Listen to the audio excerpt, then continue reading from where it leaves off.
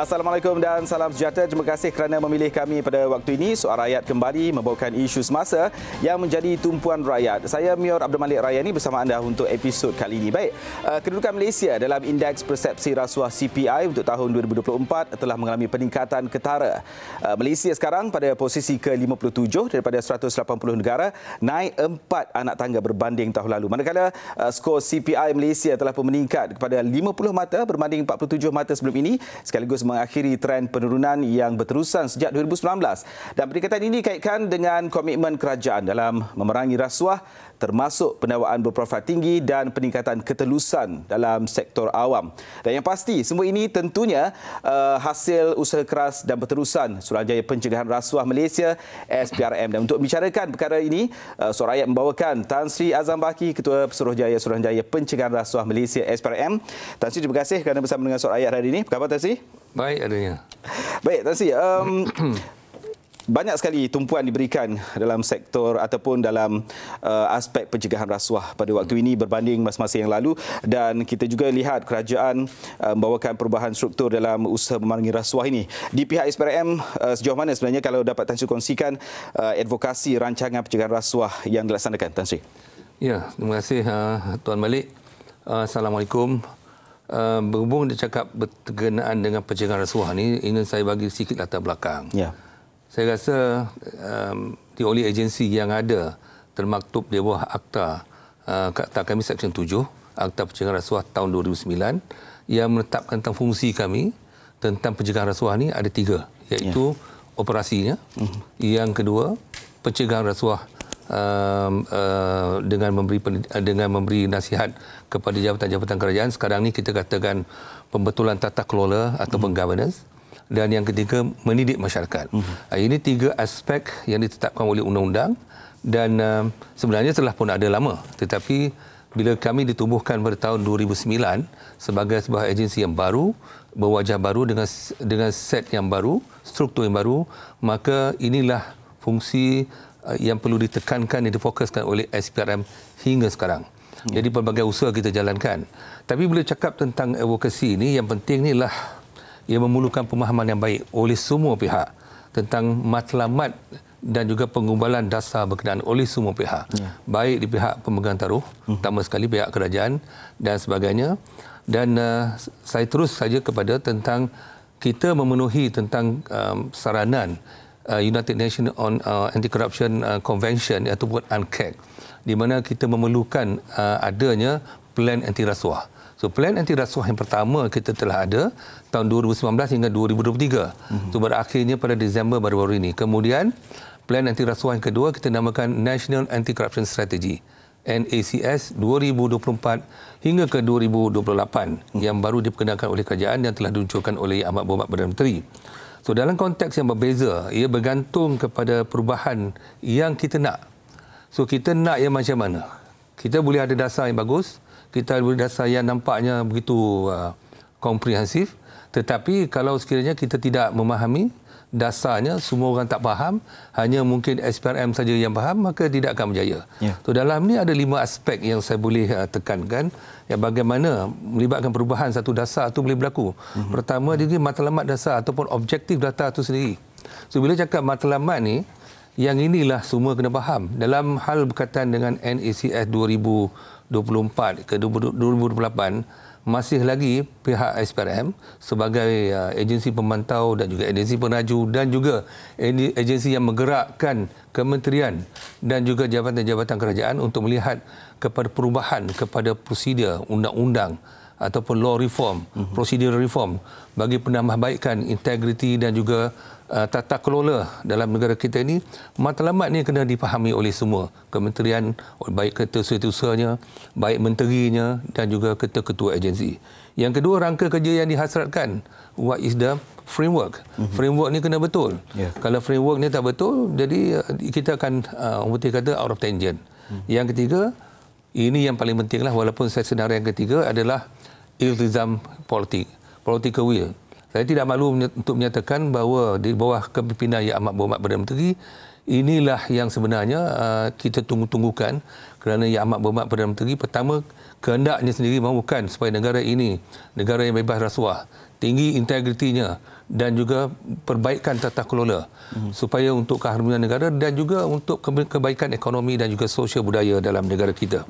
Yang keempat, bagaimana ia boleh dilaksanakan dasar tu? Kebolehaksanaan kalau sekiranya kita buatkan rangka dasar yang menyusahkan, untuk melaksanakannya mungkin akan payah, dan juga kerjasama semua pihak. Kalau sekiranya semua dah bekerjasama tetapi akhirnya ada kekangan sana sini dengan undang-undang dan sebagainya, maka ia akan lambat dilaksanakan. Tempoh 2024 ke 2028 ni sebenarnya bukan lama. Ada lebih kurang 60 ke 61 inisiatif yang telah digariskan di bawah NACS ini. Namun demikian, kita perlu mengutamakan mana yang lebih penting sekarang untuk dilaksanakan. Dan yang kelima, ruang lingkup dan juga target bagi objektif dasar berkenaan. Ini penting untuk kita semua fahami. Itulah lebih kurang. Baik, Tan Sri juga menekankan sebelum kita beralih ke soalan kedua ni, tentang iltizam politik itu. Mungkin nanti akan wujudlah spekulasi ramai yang mungkin salah tafsir tentang political will ni. Orang memikirkan tentang target-target politik tertentu. Walhal dia adalah satu iltizam di pihak kerajaan untuk secara keseluruhan. Mungkin Tan Sri boleh perjelaskan tentang itu. Begini, mudah saja saya nak fahamkan penonton dan juga Tuan Malik. Political will ini datang daripada mana? Maknanya daripada kepimpinan. Negara kita ni simple saja kalau nak faham dari segi undang-undang kita. Kita ada perlembagaan. Ketua eksekutif dan negara kita tak ada lain tak bukan adalah Yang Amat Berhormat Perdana Menteri. Kalau Yang Amat Berhormat Perdana Menteri sendiri tidak ada iltizam politik, dia juga melencong ke arah lain. Dia pun tidak bercakap tentang agenda yang jelas. Terutama sekali agenda dalam memakmurkan negara ke, agenda untuk meningkatkan ekonomi ke, agenda untuk memerangi rasuah, maka kita di bawah ni tidak akan ada haluan. Jadi iltizam politik ni penting. Situlah drive-nya datang. Kalau sekiranya kita tidak ada satu panduan, pemimpin pun bercakap satu perkara yang kita pun tidak faham ataupun tidak ada agenda. Jadi kita ni sebagai penjawat awam seperti saya, kita pun tidak ada haluan. Jadi maka masing-masing agensi akan buat kerja masing-masing yang akhirnya dia tidak menaikkan nama negara. Sebab itu saya boleh nyatakan bahawa apabila ada iltizam politik oleh kepimpinan, maka pihak luar juga nampak jelas polisi negara, baik segi ekonomi dan lain-lain lagi. Sebab itu kalau boleh saya katakan cara ringkasnya, peningkatan ringgit kita sebagai contohnya, peningkatan pelabur-pelabur datang ke Malaysia ni adalah kerana mereka jelas dengan polisi dan juga iltizam politik dalam negara ini. Baik, Tan Sri tadi menyebut tentang strategi pembantrasan rasuah nasional yang dinamakan NACS 2024-2028 yang sebenarnya baru saja diterbitkan kira-kira bulan Mei yang lalu. Saya kira rakyat Malaysia secara keseluruhannya belum begitu jelas tentang strategi yang diperkenalkan ini. Mungkin boleh Tan Sri kongsikan sedikit untuk kita dapat gambaran untuk sama-sama terlibat dalam strategi ini, Tan Sri. Ya, dulu kita ada National Anti-Corruption Plan 2019 ke 2023. Dan inisiatifnya mungkin saya boleh katakan banyaklah. Tidak kurang daripada 115 inisiatif. Dan kita kaji tentang kebaikan dan juga kelemahan NACP untuk 2019 ke 2023. Dan di situ bila kita merangka National Anti-Corruption Plan strategi yang baru, kita melihat kepada yang prioritinya, di mana apa yang kehendak negara dalam tempoh 5 tahun daripada sekarang.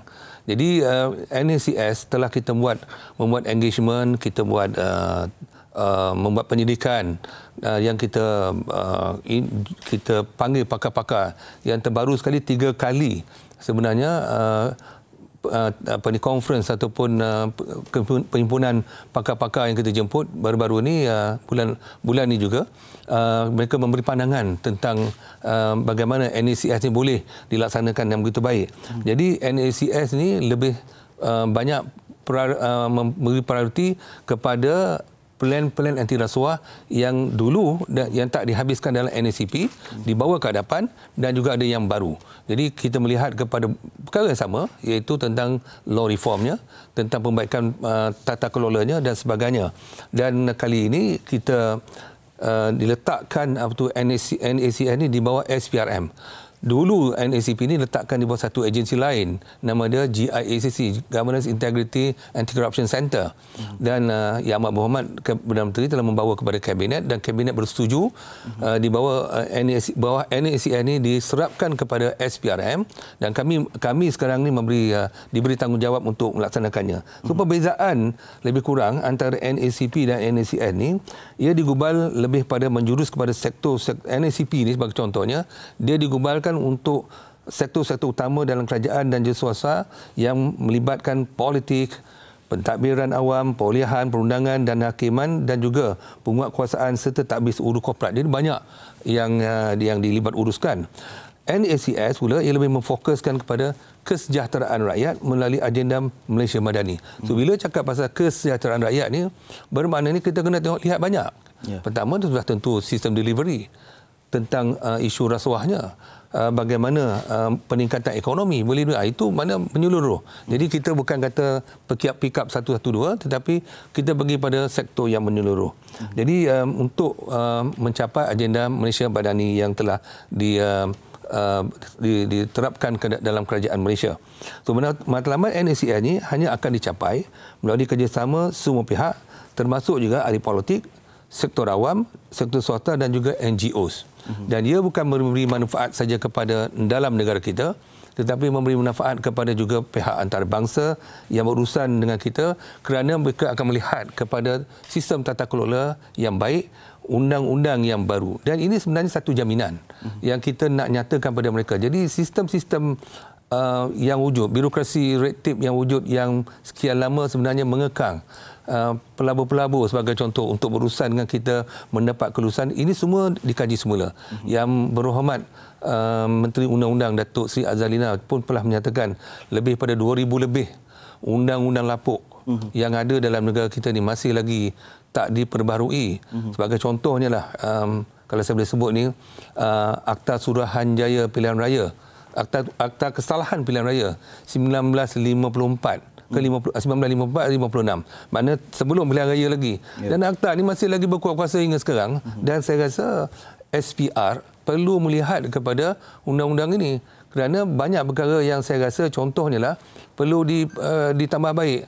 Sebagai contohnya, satu kesalahan kesalahan pilihan raya ni ialah tidak boleh mengadakan jamuan. Beritahu saya mana parti yang tidak membuat jamuan semasa kempen pilihan raya. Jadi kalau SPRM untuk menyiasat, kerana kesalahan itu terletak bawah kami. Kalau sekiranya semua parti politik dalam Malaysia ni membuat jamuan, maka saya rasa kami pun tak cukup tangan lah nak pergi menyiasat semua parti membuat jamuan. Jadi tak praktikal lah. Itu sebagai contohnya lah. Baik, Tan Sri, kita nak berehat seketika. Nanti selepas ini kita akan menyentuh sikit. Tadi Tan Sri menyebutkan tentang bagaimana nak mencapai NACS ini melalui kerjasama berterusan pelbagai pihak. Selepas ini kita nak sentuh sedikit bagaimana agaknya kerjasama yang diberikan setakat ini, tapi kita berehat sedikit dahulu, Tan Sri. Kembali selepas ini dalam Soal Rakyat. Anda jangan ke mana-mana, kembali selepas ini bersama kami.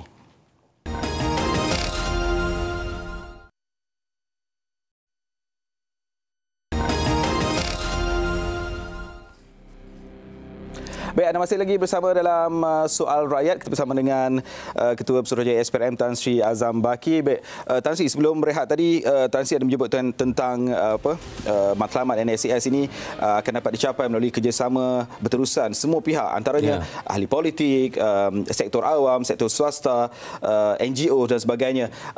Kita faham yang berada dalam sektor awam sudah tentu terikat dengan peraturan dan juga polisi yang telah pun dipersetujui. Tapi bagaimana di pihak swasta, Tan Sri melihat kerjasama secara keseluruhan dan juga ahli politik juga? Ini yang paling kita sering lihat di media dan sebagainya. Pertama sekali saya nak address tentang ahli politik lah. Kalau bercakap pasal ahli politik dalam kerajaan, termasuk Menteri Kabinet dan sebagainya, saya boleh bagi thumb up lah pada mereka. Kerana rata-rata menteri yang saya berjumpa dan buat engagement, mereka amat menyokong tentang pelaksanaan NACS ini. Yang kita SPRM bersedialah 24 jam, kami bila-bila masa pun kita akan berjumpa dan juga menghantar. Saya ada bahagian dinamakan bahagian penyiasatan tata kelola, saya ada bahagian BPGN ataupun bahagian pengurusan Governance Nasional yang mengendalikan NACS ini untuk berbincang dengan mereka. Pihak swasta masih lagi saya akui belum lagi menyeluruh. Ada pihak swasta yang bersama dengan kami untuk bersama-sama dalam meningkatkan integriti. Antaranya ada pihak swasta dan berjumpa dengan saya untuk bagaimana mereka nak adakan anti-corruption plan dalam syarikat mereka, dan kita juga memaklumkan kepada mereka tentang kewujudan satu undang-undang dinamakan kesalahan liability korporat Seksyen 17 Kapital A akta kita yang telah dikuatkuasakan pada Jun 2020, di mana ini satu kesalahan melibatkan dipanggil legal person ataupun entiti itu sendiri. Kita boleh sekarang ni, kalau keadaan biasa sebelum tu ialah menuduh individu ataupun natural person kalau melakukan kesalahan. Tetapi sekarang ni sekiranya terdapat bukti menunjukkan syarikat membenarkan di mana ada employee-nya untuk memberi rasuah atau menawarkan rasuah kepada mana pihak bagi in lieu to get the project, maka ini merupakan satu kesalahan yang boleh dituduh kepada top management mereka. Jadi kesedaran ini semua masih lagi sedang dijalankan, dan pihak swasta banyak lagi kerja kami perlu buat untuk engage dengan mereka. Dengan NGO tidak ada masalah. Kita banyak NGO yang bersama dengan kita, yang ada separuhnya menjadi rakan strategik kita untuk bersama-sama mempromosikan isu-isu integriti, meningkatkan integriti dan sebagainya. Jadi dapat kita simpulkan NSS ini satu kerangka yang amat besar. Tapi bagaimana sebenarnya NSS ini dapat meningkatkan nilai pencegahan rasuah di negara kita, Tan Sri? Ya, dia mesti melalui kerjasama berterusan semua pihak lah. Dalam negara kita termasuk ahli politik, sektor awam, sektor swasta dan juga pertubuhan bukan kerajaan seperti mana saya katakan tadi. Tapi kalau saya boleh sebut tentang cabarannya ataupun challengesnya, dia ialah lebih kepada contoh kepada Tuan Malik lah. Saya nak cakap kepada Tuan Malik ni tahu tak apa kelemahan Tuan Malik? Kebanyakan orang dia akan merasakan saya tak ada apa-apa kelemahan, saya okey saja. Kena duduk fikir tu. Jadi selalunya kita macam kata satu pepatah mengatakan, to make sure your aquarium is clean, don't clean your own aquarium, but get somebody else to clean up your aquarium. Jadi itu lebih baik. Kalau kita cuci aquarium kita akan kata dah cantik dah. Tapi bila dia tegur, mula kata apa benda yang tak baik, tak betul lagi. Tapi pandangan daripada pihak lain mungkin berbeza. Jadi dalam hal kita nak meningkatkan nilai pencegahan rasuah ni, seperti saya katakan tadi, ke arah untuk meningkatkan tata kelola, meningkatkan integriti dan juga pencegahan rasuah yang berkesan kepada semua pihak, ini memerlukan kerjasama semua pihak. Saya balik pada tentang cabaran tadi, di mana inilah sebenarnya ketua-ketua agensi termasuk ketua setiausaha, ketua jabatan seperti saya ini, ketua pengarah, ketua Suruhanjaya Pencegahan Rasuah Malaysia, dan juga menteri-menterinya ataupun setiausaha politiknya dan sebagainya, semua pihak yang terlibat kena lihat kepada diri kita. Apa yang sebenarnya masih compang-camping, apa prosedur yang sebenarnya tidak menguntungkan kepada rakyat. Jadi satu daripada panduan pada saya lah yang perlu semua lihat ialah memperbaiki sistem dan prosedur yang dah lapuk, undang-undang lapuk, tetapi ke arah jangan menyusahkan. Sebenarnya untuk memudahkan. Kerana bila kita memudahkan, jadi semua orang akan senang. Jangan kita wujudkan lagi banyak lagi perkara-perkara yang banyak red tape-nya. Ini pesanan yang amat berhormat Perdana Menteri apabila, terutama sekali bila beliau pergi ke luar negara dan komplain yang beliau terima daripada banyak pihak yang nak membuat investment dalam negara kita ni terlalu susah. Yang ini saya boleh kaitkan sikit sebelum pergi pada soalan kepada CPI. Daripada survey yang dibuat oleh pihak luar, terutama sekali oleh Transparency International yang berpusat di Berlin, dia melihat tentang antara perkara yang menjadi kekangan dalam negara kita ni adalah berhubung dengan bagaimana peniaga-peniaga luar nak berurusan dengan kita ni amat susah. Jadi business etik kita tak berapa kena dan sebagainya. Itu menurunkan kita punya CPI kita ataupun ranking kita. Jadi saya rasa semua pihak termasuk di pihak swasta sekalipun yang mengendalikan banyak sekali pelaburan ini, kita perlu ambil ataupun perlu cakna tentang perkembangan ini Tan Sri untuk secara supaya kesan ataupun apa yang dirangka oleh kerajaan itu mencapai kesan yang lebih tuntas. Tapi saya pasti SPRM berperanan sangat aktif dalam kita nak melihat keberhasilan NSCS ini. Tapi kita nak tahu juga peranan SPRM secara lebih terperinci dalam menjayakan NSCS ini, Tan Sri.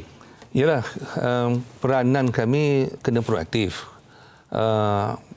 kerana kami sebagai penggerak dan juga pemantau kepada pelaksanaan sub strategi yang digariskan. Kami sendiri sebenarnya ada salah satu daripada 19 ketua agensi peneraju yang bertanggungjawab dalam pelaksanaan sub strategi berkenaan. Maknanya kami di sendiri pun adalah agensi peneraju. Kerana berdasarkan daripada banyak perkara yang kita telah terlibat dalam contoh siasatan dan juga kita melihat gambar sistem takwik urus di bawah bahagian penyiasatan tata kelola kami. Tu kita dah kumpul banyak isu-isu yang mana SPRM mesti terlibat dalam hal ini. Kerana agensi-agensi lain mungkin mereka tidak ada data. Mereka pun tidak nampak apa yang berlaku. Jadi kita terlibat dalam, contohnya salah satu padanya tentang sistem tender. Banyak perkara yang kita bincang dengan MOF. Dulu masa NACP sebagai contohnya wujud satu deklarasi namanya Integrity Pledge, di mana syarikat-syarikat yang mengambil bahagian dalam tender kena membuat deklarasi kepada tender berkenaan bahawa mereka tidak akan terlibat dalam rasuah dan juga tidak terlibat dalam hal membuat pemasuhan dan sebagainya. Found to be truth, maka tender itu boleh ditolak. Yang baru-baru ini contohnya kita mencadangkan supaya diwujudkan satu elemen mungkin di bawah akta keuangan yang nak diwujudkan oleh MOF yang akan digubah dalam RUU ataupun cara pentadbirannya supaya syarikat-syarikat mengambil bahagian dia mengisytiharkan kepentingan beneficial ownership ataupun kepentingan ni, di mana ini nak mengelakkan kata kerana ada syarikat katakan 10-20 syarikat mengambil bahagian dalam tender berkenaan. Ada syarikat yang mempunyai kepentingan syarikat-syarikat lain. Jadi kita tidak mahu syarikat-syarikat yang sama juga sebenarnya mana dapat dia yang sebenarnya buat. Ini wujudnya kartel. Kartel isu ni banyak telah dibongkar oleh SPRM yang seperti mana pernah dilaporkan dalam Jabatan Kerja Raya masa tahun 2 tahun lepas, yang mana hanya sebenarnya satu syarikat yang mengawal syarikat-syarikat lain. Jadi dalam hal ini SPRM perlu menggerakkan pembangunan NACS merangkumi parameter tata kelola, integriti dan juga anti rasuah yang disongkong oleh agensi-agensi peneraju yang lain juga. Yang sebagai pelaksana strategi yang telah pun kita semua telah kena pasti. Baik, Tan Sri, kalau dulu NACP ini disebutkan sebagai pelan, tapi yang terbaru ini NACS ni kita gunakan ataupun digunakan perkataan strategi. Mungkin secara mata kasarnya apa yang sangat bezanya antara pelan dan juga strategi, tapi saya pasti ini telah pun diperinci dan dikaji untuk memberi impak yang lebih besar penggunaan istilah pelan dan juga strategi ini, Tan Sri. Pada saya ada perbezaannya. Sebagai contohlah, banyak orang yang salah faham contoh tentang visi, misi dan strategi. Kadang-kadang yang strategi itu dia kata vision. Vision ni cakap Melayu dia angan-angan. Tuan nak jadi apa?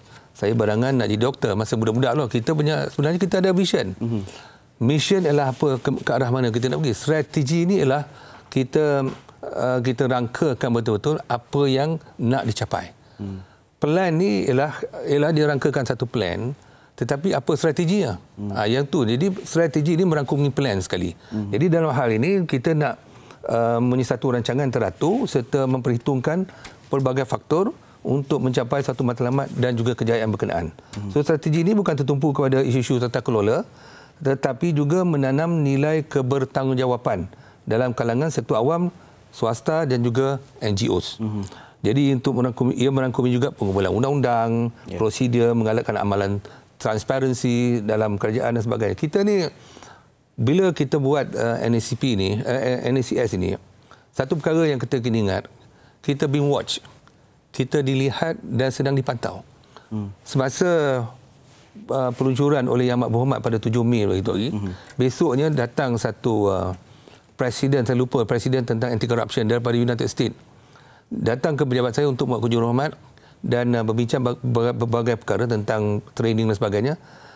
Dia tunjuk buku NACS ni, dia dah tag dah setiap muka surat. Dia dah baca. Dia kata it's very comprehensive, kata dia lah. Jadi dia kata saya suka dengan strategi yang dirangka oleh kerajaan dalam untuk memerangi rasuah dan meningkatkan isu tata kelola. Dia faham. Ini adalah isu untuk meningkatkan governance ataupun tata kelola dan juga menunjukkan suasana environment perniagaan yang baik dan sebagainya. Jadi antara lain juga memberi fokus kepada pendidikan. Strategi kita ialah juga merangkumi pendidikan, mempelbagaikan saluran bagi mendengar suara rakyat. NACP dulu dia tak wujudkan strategi tentang mendengar apa rakyat keluh, apa rakyat nak, dan juga penawaran insentif kepada mereka yang menjaya atau menyertai program aktif rasuah. Dan sebagai contohnya, kerajaan ataupun MOF telah bersetuju di bawah bahawa syarikat-syarikat yang nak memberi ataupun terlibat dalam pencegahan rasuah, nak buat investment segi pencegahan rasuah tu, kosnya tu akan diberi pengecualian cukai dengan syarat telah melalui tapisan oleh SPRM. Itu satu daripada inisiatif dia. Baik, menarik sekali. Sebab apa sahaja yang dirangka oleh kerajaan, pastinya untuk mencapai kejayaan yang maksimum perlu ada keterlibatan rakyat. Dan selepas ini, Tan Sri, kita nak sentuh tentang apa yang rakyat boleh terlibat sama dalam usaha memerangi rasuah ini. Anda jangan ke mana-mana. Suara Rakyat akan kembali selepas ini. Lebih banyak perbincangan selepas ini nanti anda.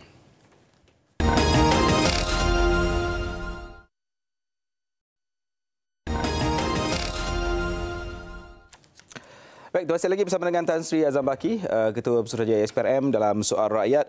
Tan Sri, tadi sebelum kita berehat, Tan Sri ada sentuh sikit tentang keterlibatan rakyat dalam strategi-strategi ini, dan yang disebutkan juga salah satu strategi yang dibangunkan adalah berkait dengan suara rakyat dan juga insentif. Bila sebut tentang insentif ni, ramai yang tertariklah. Jadi apa agaknya faedah ataupun kebaikan yang rakyat boleh peroleh dalam apa yang dikatakan tentang insentif ini, Tan Sri? Ya, secara umumnya rakyat ni, belah mana-mana rakyat dan negara pun, dia akan menunggu apa mereka boleh dapat. Apa pemerintah boleh bagi, apa yang dia boleh enjoy. Kalau tak ada bunyi insentif, maknanya sesuatu inisiatif tu dianggap gagal.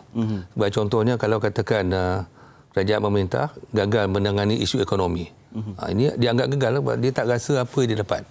Kalau dia rasa tidak ada faedah langsung. Jadi ini satu cabaran yang besar juga, kerana nak menunjukkan ia boleh memuaskan hati rakyat. Pertama sekali yang saya nak terangkan di sini, mungkin ini satu perkara yang boleh dirasai dalam tempoh mungkin setahun dua, ialah sistem penyampaian daripada jabatan kerajaan. Jadi yang ni kita kena tahu. Contoh tadi dah bagi contoh tadi bagaimana beberapa kementerian nak memperkenalkan perkara-perkara baru untuk menyenangkan rakyat. Ini satu pada inisiatif dia.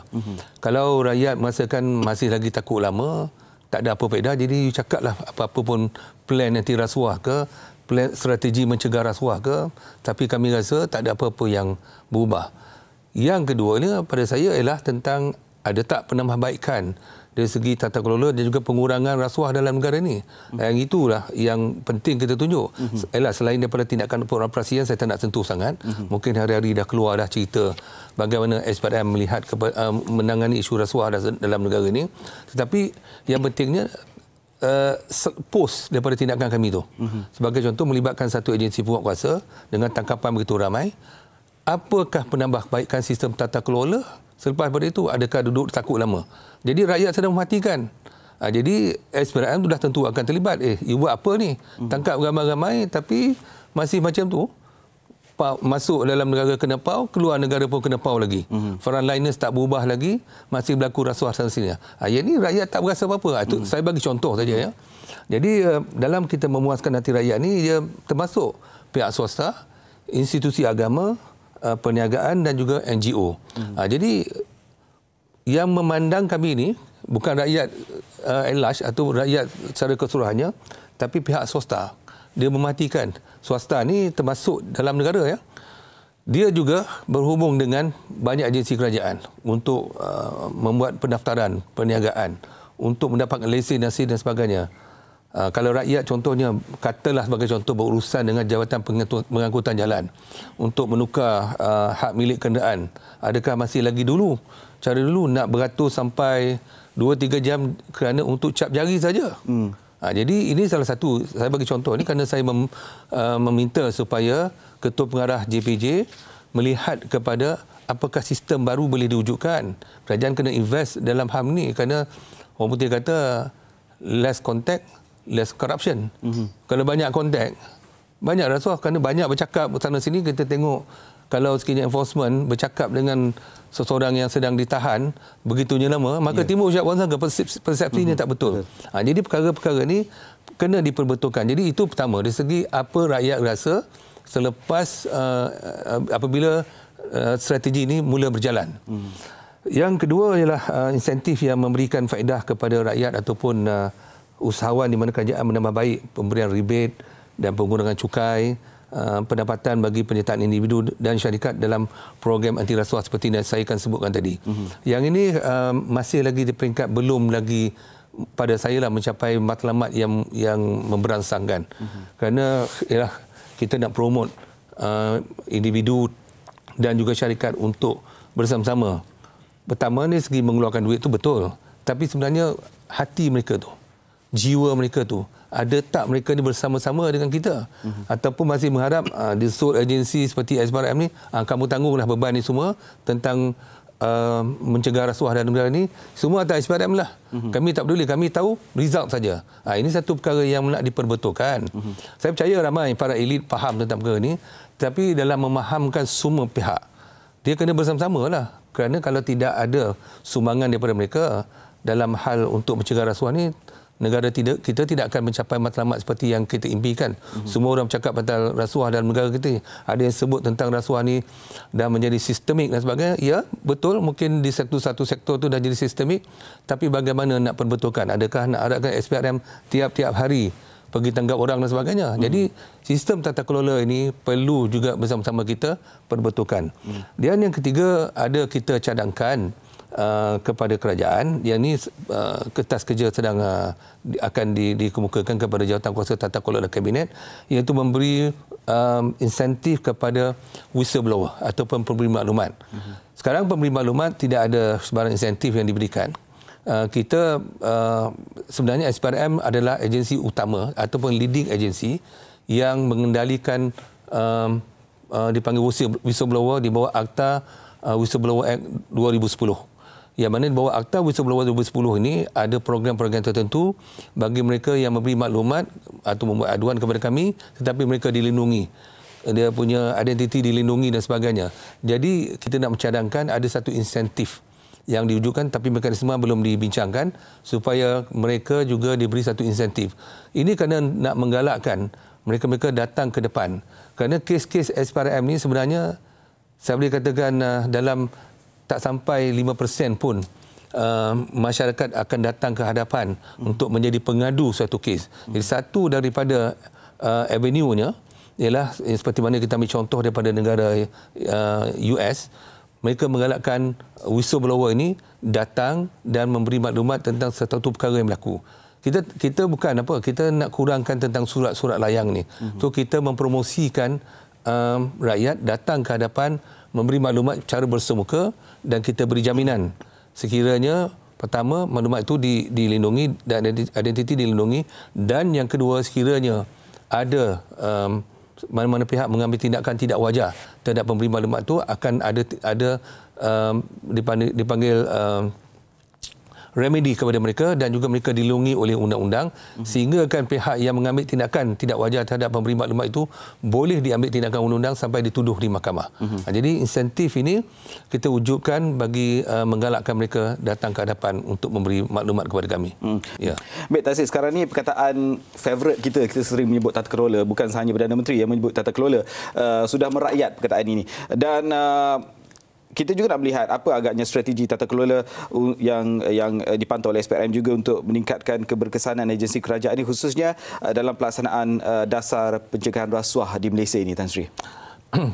Ya, yang pertama sekali saya nak tekankan di sini ialah agenda yang jelas. Terutama sekali oleh Yang Amat Berhormat Perdana Menteri dan juga Kabinet Kerajaan ataupun kerajaan itu sendiri di bawah kepimpinan Yang Amat Berhormat tentang agenda memerangi rasuah secara total. Yang tu jelas. Jadi bila bercakap tentang agenda perangi rasuah ni, dia termasuk juga dengan pembetulan tata kelola dan sebagainya. Jadi kerajaan mengakui keperluan pentingnya untuk menangani rasuah secara menyeluruh, menyedari kesan buruknya terhadap integriti institusi kerajaan dan juga kebajikan rakyat, dan saya sendiri pernah menekankan dalam satu temu rega dengan pihak media, kita tak nak besoknya ia menjadi satu barah. Barah ni kalau di peringkat stage 1 bolehlah. Kalau dah masuk stage 3 ke atas, yang ini dah susah nak diselamatkan. Jadi kita jangan sampai ke tahap itu. Saya percaya pada pandangan saya, walaupun belum keluar data yang sebenarnya, di peringkat ini kita berjaya mengekang rasuah dalam negara kita ke arah yang sampai ke menjadi satu barah yang begitu teruk dalam negara kita. Jadi NECS ini telah menetapkan matlamat negara yang sangat jelas untuk mencapai wawasan negara ke arah negara yang bebas rasuah dan sebagainya, selaras dengan aspirasi nasional kita untuk mewujudkan negara Malaysia madani, iaitu kesejahteraan kepada rakyat. So NECS yang mengganti NECP ini menunjukkan komitmen Malaysia yang konsisten, yang tidak pernah berakhir dalam merangka strategi berkenaan. So dalam memastikan keberkesanan NECS ini, ia untuk bagi tujuan memenuhi aspirasi masyarakat, usaha bersepadu perlu kita tingkatkan. Ditujukan untuk meningkatkan ketulusan dan menerapkan prinsip-prinsip integriti dan kebertanggungjawab menerusi merentasi semua sektor dalam kerajaan. Jadi bila saya cakap tadi awal-awal tadi, merentasi semua sektor tu, di mana kefahaman semua pihak mesti ada. Saya syukur kerana setakat pemerhatian saya, semua ketua agensi, ketua setiausaha memberi sokongan yang penuh. Jadi hal kita melihatkan semua sektor ini adalah bagi tujuan untuk membendung penyalahgunaan kuasa, menghapuskan politik campur tangan dan menghapuskan kronisme. Bila cakap menghapuskan kronisme ini satu perkara yang bukan senang. Ini memerlukan iltizam politik daripada kerajaan, dan so far saya tengok kerajaan betul-betul yang berhormat Perdana Menteri terutama sekali bersungguh-sungguh untuk memastikan isu kronisme ini dapat ditangani. Beliau pernah berpesan, kalau sekiranya ada mana-mana di kalangan menterinya yang ada isu, ada kes, tolong beritahu dia cepat. Malam tu juga dia akan buang. Kalau sekiranya ada isu rasuah. Ini yang panggil iltizam politik. Baik, itu dari segi politik, dan saya kira rakyat Malaysia secara keseluruhannya kena fahamlah, walaupun ada political will, tapi rakyat juga perlu ada kemahuan juga untuk terlibat sama supaya ia tidak membarah dalam masyarakat. Tapi kita lihat sekali lagi untuk kali terakhir, selepas ini nanti kita akan bicarakan tentang indeks rasuah ini yang selalu menjadi tumpuan yang kita telah pun mengalami peningkatan yang ketara juga. Jangan ke mana-mana, selepas ini kita sambung perbincangan dengan Tan Sri Azam Baki selepas ini.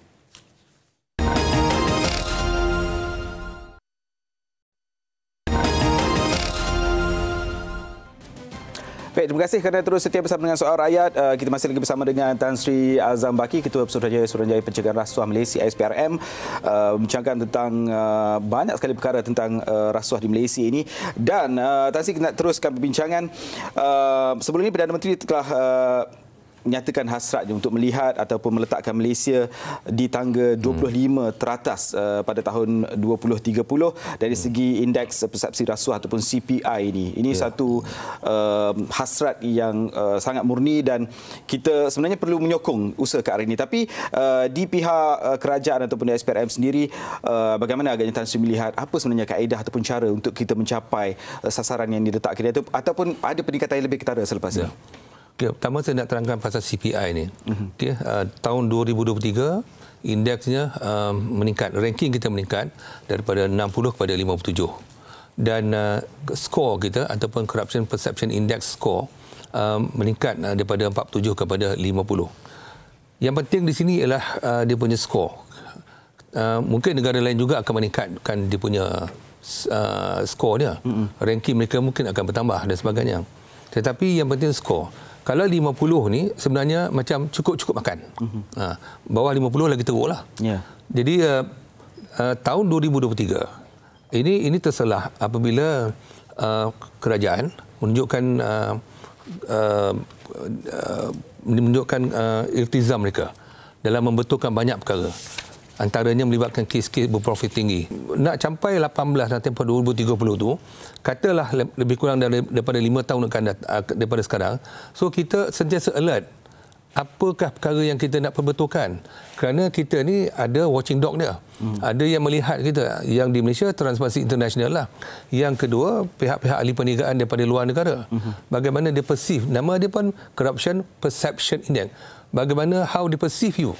Kalau dia tak suka dengan Tuan Malik, tengok macam mana pun dia akan kata, you ni tak handsome lah, cakap banyak lah, sebenarnya you okey je. Tapi dia akan buat perception yang tak baik akibat salah satu. Kadang-kadang indeks tu dia affected yang lain. Sebagai contohlah, kalau katakan banyak sangat berlaku rasuah dalam frontliners kita, dalam law enforcement kita, sedikit sebanyak dia akan juga memberi impact, kesan kepada indeks-indeks lain. Business ethic, saya ingat ini satu daripada usaha kerajaan di mana Yang Amat Berhormat sendiri pergi membuat engagement dengan banyak negara, dan arahan telah diberikan kepada agensi-agensi yang tertentu, saya tak nak sebut, tentang bagaimana untuk membetulkan sistem tata kelola berhubung dengan mereka nak datang membuat pelaburan di sini. Kalau sebelum pada ini, contohnya mungkin melibatkan 26 agensi untuk dilalui bagi tujuan tu. Memang perlu 26 agensi ini kerana prosedur sedia ada, tetapi bagaimana kita boleh entertain mereka dengan cara yang paling mudah, tidak menjadi satu red tape. Kita ada 9 survey, ada lebih kurang 4 survey yang nampaknya selalu turun dan naik sikit turun. Yang lain tu nampak stabil. Yang stabil tu kita perlu naikkan, dan yang rendah tu perlu kita tingkatkan. Jadi yang langkah terbaru ialah kita menubuhkan satu jawatankuasa task force yang mana lebih kurang ada focal group, tak silap saya lebih kurang ada 8 atau 9 focal group, yang mana setiap focal group tu mengandungi stakeholder semua, agensi-agensi yang terlibat, dan ada dia punya kepala focal group lah.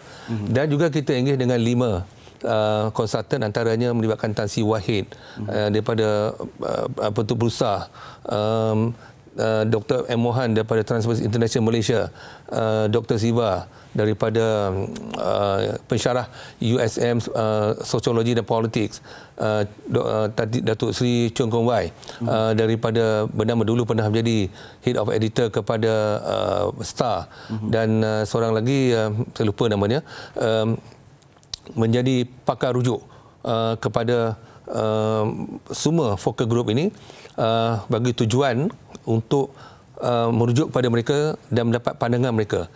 Contohnya kalau melibatkan Dr. Datuk Seri Wong Chong Wai, chairman pada bernama sekarang ini, dia akan menasihati kita berhubung dengan tentang bagaimana kita punya media kita, bagaimana kita berinteraksi untuk memaparkan satu isu yang telah diambil tindakan, bagaimana strateginya. Kerana kadang-kadang bila kita dah buat macam-macam tapi pemberitahuan kepada masyarakat tak begitu efektif.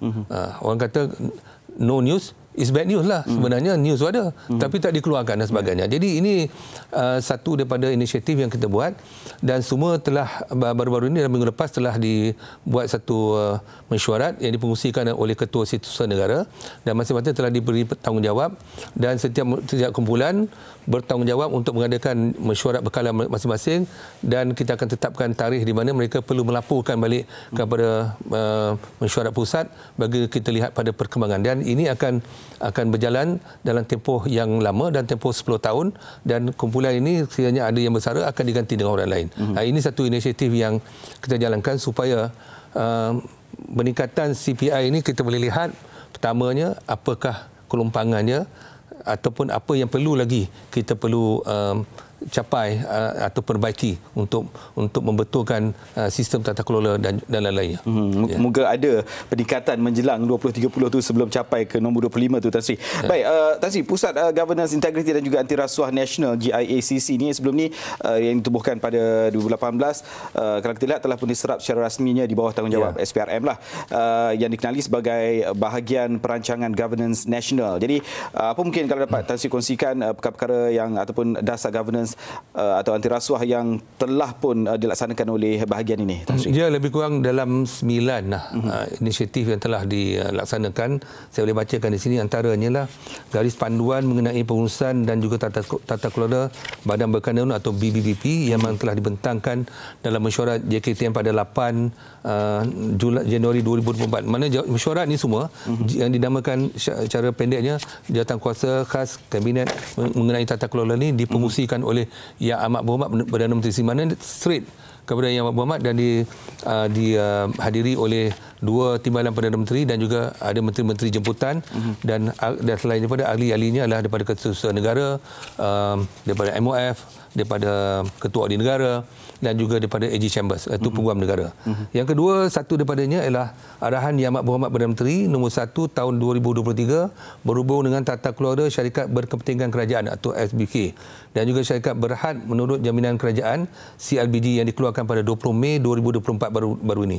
Ia bertujuan untuk memberi panduan kepada Kementerian Pengawal dalam pelaksanaan peraturan dan prosedur berkaitan dengan pengurusan dan tata kelola SPK dan juga CLBG. Sebelum ni tak ada kawalan.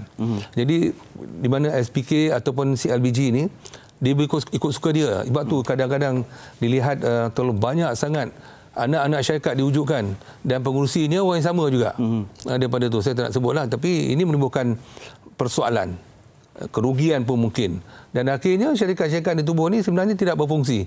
Jadi duit habis, outcome tak ada.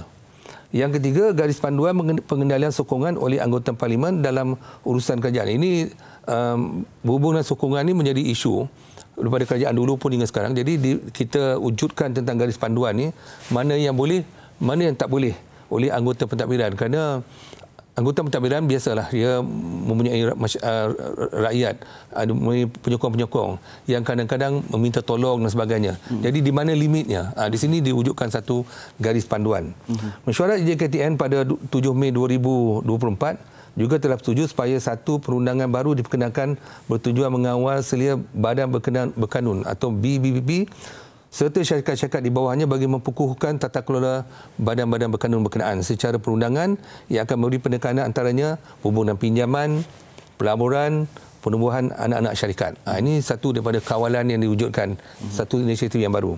Yang kelima, satu pasukan pertugahan ditubuhkan oleh di bawah SIAP ataupun Suruhanjaya Integriti Penguat Kuasa ataupun EIAC bagi pelaksanaan show-show jawatankuasa kajian terhadap kematian dalam tahanan di lock up saja. Yang Amat Berhormat pernah tanya kenapa tak pergi pada penjaga. Kita buat lock up dulu. Kerana kematian banyak berlaku akibat mungkin kecuaian, akibat oleh kerana mungkin cara nak menguruskan mereka-mereka yang ditahan ni, contoh ni di depo-depo terlalu sesak dan ada mati, jadi timbul komplain daripada pelbagai pihak, antaranya daripada antarabangsa. Mereka kerap menyalahkan kita saja. Jadi jawatankuasa ini akan menjalankan kajian dan sebagainya dan akan dibentangkan balik. Penggubalan rang undang-undang kebebasan maklumat bagi memberi akses kepada rakyat untuk mendapatkan maklumat daripada badan awam dan juga kerajaan. Ini satu perkara baru. Kerana kebebasan maklumat ni rakyat perlu diberi juga akses pada limit-limit tertentu yang tidak dipanggil tidak melanggar kepada akta rahsia rasmi. Banyaklah contoh maklumat-maklumat yang tertentu yang rakyat perlu tahu, contohnya tentang sesuatu isu dalam melibatkan pesakit, nama dia dan sebagainya. Itu kadang-kadang maklumat itu boleh dapat secara publik. Jadi rakyat tersekat daripada situ. Yang ketiga, satu lagi ialah penggubalan RUU perolehan kerajaan bagi mewujudkan mekanisme aduan dan juga bantahan selaras dengan piawai antarabangsa bagi memperkasakan tata kelola perolehan kerajaan serta perundangan selaras dengan NECS. Ini kita nak bagi satu transparansi diwujudkan kalau rakyat nak membuat apa-apa aduan atau komplain. Sebelum ini tidak ada mekanisme begitu. Yang satu lagi, yang ke-8, pada 9 September baru-baru ini, Jawatankuasa JKTN ini juga telah bersetuju untuk cadangan membina Akta Pemegang Amanah Perbadanan 1952. Ini akta lama. Dan juga Akta Pemegang Amanah 1949. Jadi kita semua tak beranak lagi. Ya, akta ini masih enforce lagi sekarang. Ya. Jadi banyak perkara-perkara. Dan terakhir sekali, Jawatankuasa Kabinet ini telah bersetuju dengan cadangan menggalakkan semua syarikat G7 untuk mempunyai persijilan ABMS ataupun ISO 37001. Yang mana syarikat-syarikat G7 ini bagi kes-kes melibatkan tender-tender construction dalam tempoh grace period 2 tahun ni, mereka perlu ada pensijilan ABMS ni, yang mana selepas 2 tahun bila mereka nak mengambil bahagian dalam tender di MOF sebagai contohnya yang bernilai 100 juta ke atas, mereka mesti menunjukkan tentang mempunyai ABMS ni. ABMS ni penting juga kerana salah satu pada anti-corruption strategy atau anti-corruption plan mereka untuk mengatasi Section 17 Capital A saya sebutkan tadi, iaitu liability corporate terhadap mereka. Liability corporate ni sekiranya satu syarikat corporate disiasat oleh SPRM, sekiranya mereka tidak ada sebarang plan anti-corruption seperti ABMS ni, maka mereka tidak mematuhi dipanggil adequate measures. Yang mana mereka boleh dengan semudahnya dituduh di mahkamah kerana tidak mempunyai plan yang tertentu. So ini satu daripada inisiatif yang terbaru yang diperkenalkan oleh kerajaan dan sedang dibuat kajian dan akan diperkenalkan tidak lama lagi. Baik, Tan Sri, hampir 1 jam kita telah pun bercakap panjang lebar tentang strategi pempantrasan rasuah nasional ACS 2024-2028 dan juga pelbagai perkara termasuklah CPI dan sebagainya.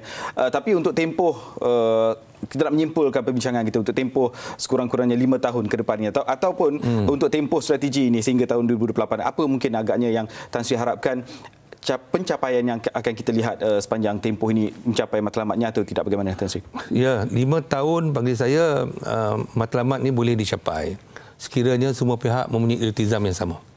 Kalau semua pihak juga bersama-sama dengan agenda kerajaan dalam memerangi rasuah dan juga mewujudkan tata kelola dan juga seperti mana yang disebut oleh Ketua Setiausaha Negara untuk meningkatkan sistem delivery. Sistem delivery ini berasal dari situlah.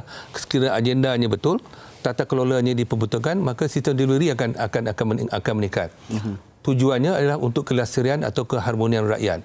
Dan kalau CPI juga, kata dah dalam tempoh 5 tahun ini, kita banyak menunjukkan bahawa inisiatif-inisiatif yang kita telah jalankan di mana mereka yang melihat kepada negara kita ni, kalau sekarang ni CPI kita 50, saya jangkalah katalah naik 1 poin dalam tempoh 5 tahun, mana kita boleh pergi pada 55 ke 57 atau 58. Itu pun sudah cukup baiklah.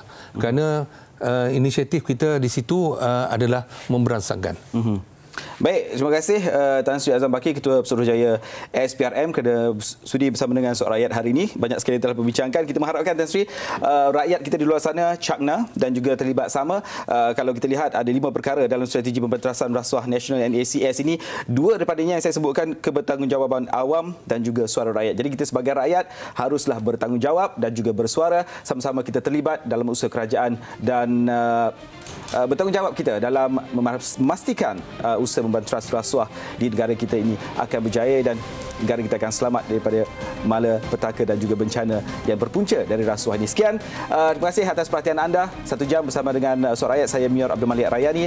Assalamualaikum dan salam hormat. Kita jumpa lagi insya-Allah. Assalamualaikum.